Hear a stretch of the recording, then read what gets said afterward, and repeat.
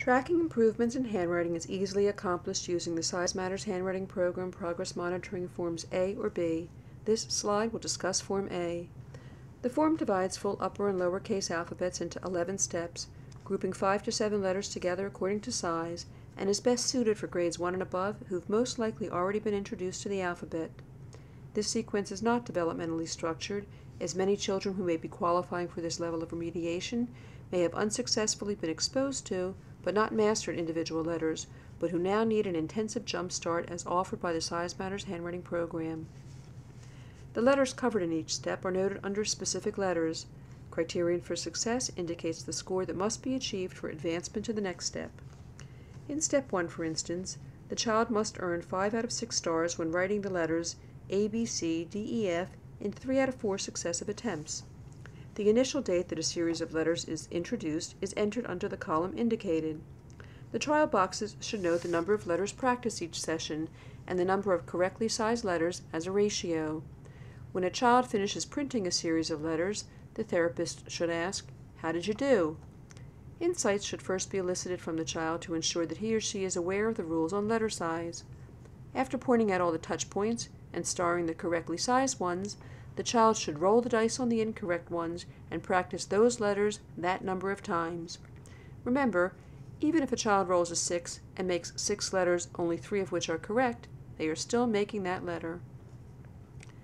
Repeated trials of each grouping are recommended so the child can achieve higher scores.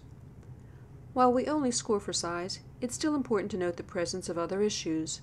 Here, under Types of Errors, the therapist should refer to the quick scoring guide at the top of the form. Using only the code numbers, errors in shape, space, slant, directionality of stroke, omissions, recall, case substitution, line use, or reversals should be noted. A more thorough explanation of each of these types of errors is included in the instruction manual. For now, it's helpful to simply note the other types of errors a child makes as they become starting points for treatment. Errors in shape may call for more individual letter practice, playing the dice game, and/or using the activity books. Errors in spacing will be covered in the next form, but should just be noted here as they contribute to readability. Errors in slant are only significant if the child's slant is irregular between letters, but may call for a review of letter line names, angling of the paper, or simply an instruction to make sure all letters are equally slanted. Errors in directionality can be corrected through the dice game, but may also be a product of the handedness of a child. Left-handed children are often more comfortable swinging rounded letters clockwise, as it is a more natural movement for their fingertips. Errors of omission, recall, and case substitution suggest that the child is not yet ready to print without a near-point visual model and should therefore be provided with an alpha triangle, a desktop reference tool that places handwriting information within a child's line of view. Errors in line use, that is repeated overshooting or undershooting of the writing lines, may be due to excessive pressure or effort and may be ameliorated through the use of a cushioned blotter under a sheet of writing paper. And errors of reversal may require practice with reversal worksheets and/or desktop visual cues like a go line. Lastly, but before the child even begins printing, a selection of different ruled papers should be presented to him.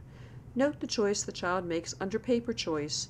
Oftentimes, a child will select a ruling, whether wider or smaller, upon which they feel they could be most successful.